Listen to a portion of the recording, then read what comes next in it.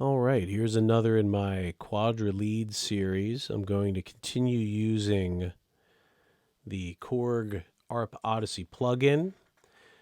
We're doing Abacab, which I was going to save for a little later, but I think this is a good time to get into it.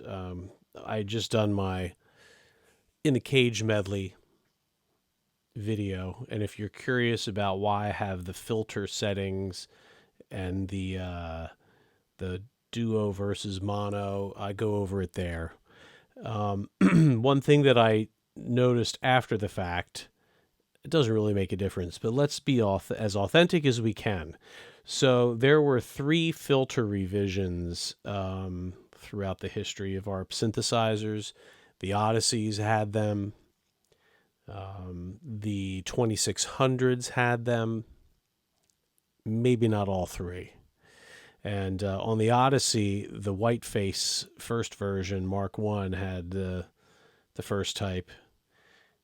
I forget the dBs. It's like one's 12, one's 24. I don't quite understand all of the physics of it, so I'll let better synth people tell you that. But the second one apparently is based on the Moog filters. It was there was a lawsuit, and then the later versions had 3. So if you have a pro soloist, it was this type of filter, and then they made the Mark II. I have a Mark II with this filter in it. It's like the best pro soloist in my opinion. And then the later pro soloists had 3 Odysseys that were this color, black and orange, had this. I believe the 2600 had it, and the lead section of the Quadra had it.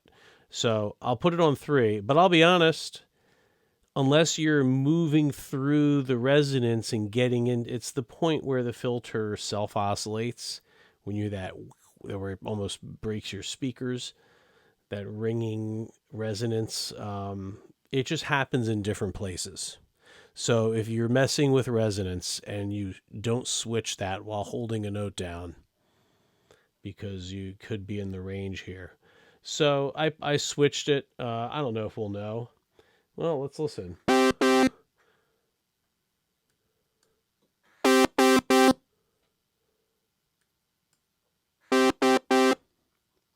Maybe the first one's a little brighter, but that could also be where I have it set. Okay, so let's get the filter. I mean, I'm already on that subject, so let's bring it down, and then I have it all the way up here. Okay, I might. It is duophonic. I would not. I'm sure some people have done this where they think Abacab is all fifths and then they tune one of the oscillators a fifth. But there are parts in the song where he's doing other things. The bridge, the outro with all the improvisation. So you should physically play all the notes and just have it set duophonic. I didn't even mess around. I mean, this is the default AR envelope for the amp, 0, AR envelope for the filter, 0. It's like basic note on, note off. Now, this is an element of the song. I don't even think this element was on the studio recording. I only do the live versions. I think you drive yourself. Like, what's the point of doing the studio version live?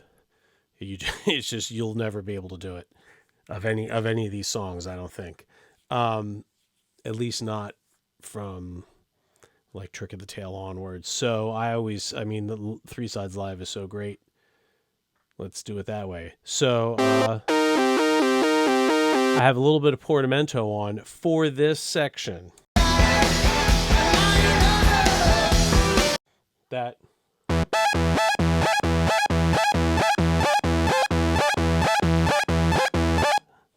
That's where the Portamento is. Portamento is not on the poly section of the Quadra, which is the other element of the song.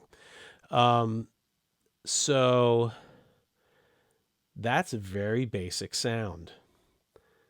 Let's save it. Okay, that's only one part of the sound. The other part is the poly section. And for that, I'm going to use for Native Instruments Contact. That's like the flagship sampler. And this is from the Synth Magic Quadra, which is a sample library, and they do a really good job. They have, you can tell those guys have the synth in their shop. The one guy creates all the scripting for the controls within the Contact script library, or probably create their own. And then someone else, something with lime, I forget, flavors of lime, colors of lime, does the graphic user interface. So it looks really cool. If you see these 4-foot and 8-foot things, that comes from organ terminology. An 8-foot pipe is an octave lower than a 4-foot pipe, and 2-foot pipe. If you double it, it becomes a lower octave. So before I do all that, let me turn that off. Okay, so let's just turn on the 8-foot. Very Pac-Man. Whatever. Video game sound, right? This is the 4-foot in the same range. Turn them both on. Pretty boring, right? Don't do the hollow wave. That makes it less sawtooth, I believe. I'm not even gonna. You don't even want to hear it. I've got the VCA. Look how boring the envelopes are. All right, it kind of matches my AR envelope in the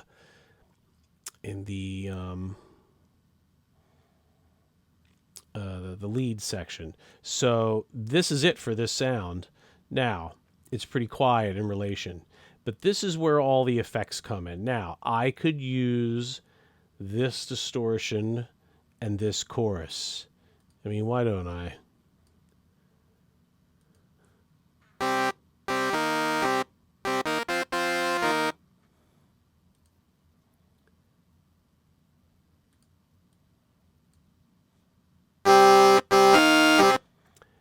And then you're like, oh, that doesn't quite sound right. And you spend forever A-Bing different choruses and stuff. So instead of doing all that, I have in the bus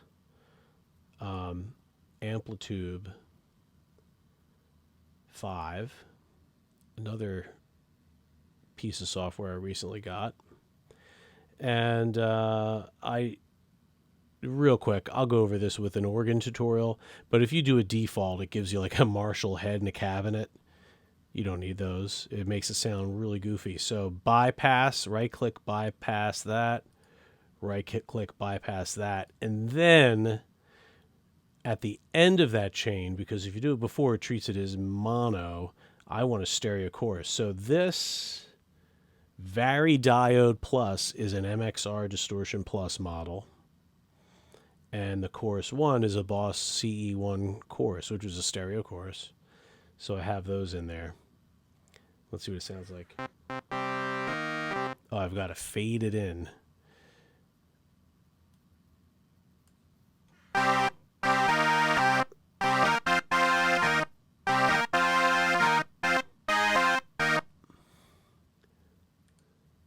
Maybe it's a little too... Well, you only have one choice on the chorus mode.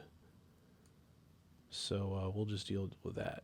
And every time I open Amplitude up, I get an echo. So I don't know if my voice is going through the chorus now. I haven't figured that out. So if I sound a little more ominous, that's what we have to deal with. Okay, now I'm going to blend both sounds.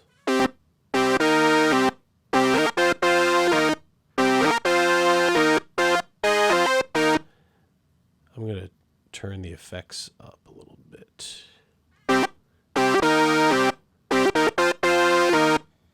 Okay, so I've got a sampled Boss, sampled Quadra poly section, raw, going into amplitude, which is using models of those two pedals. And then I've got my Odyssey with that Portamento.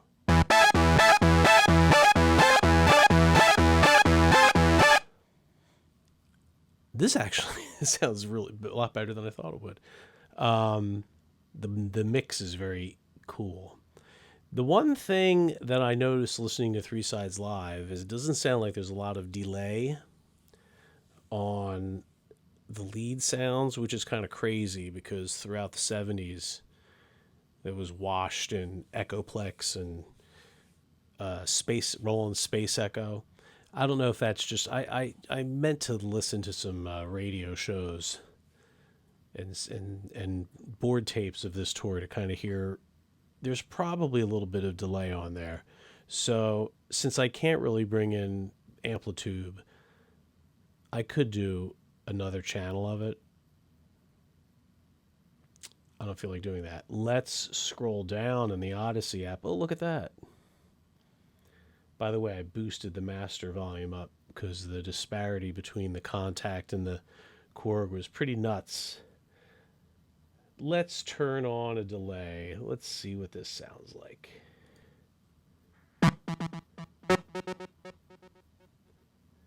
Ew.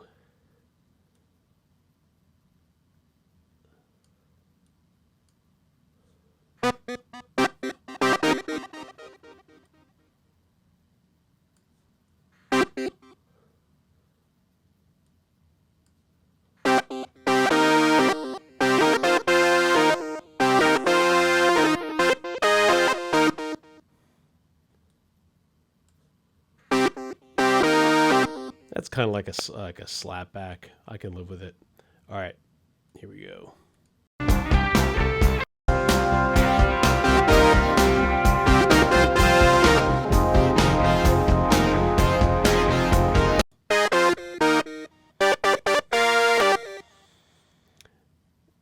I like it, but we got to take that delay off. And maybe a little more Portamento, just so it goes a little crazier.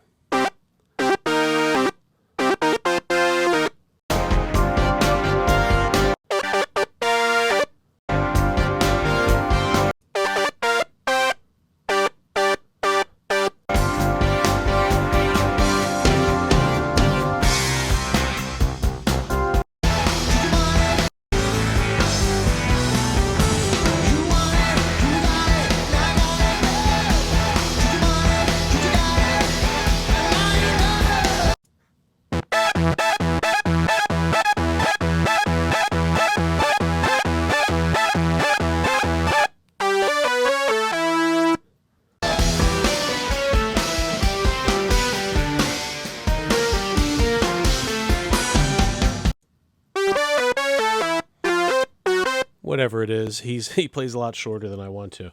I think that's pretty close. So that's the main. It's a long improvisation, and just to kind of let you know, you could mess around. You don't need samples. You heard how basic that poly section was.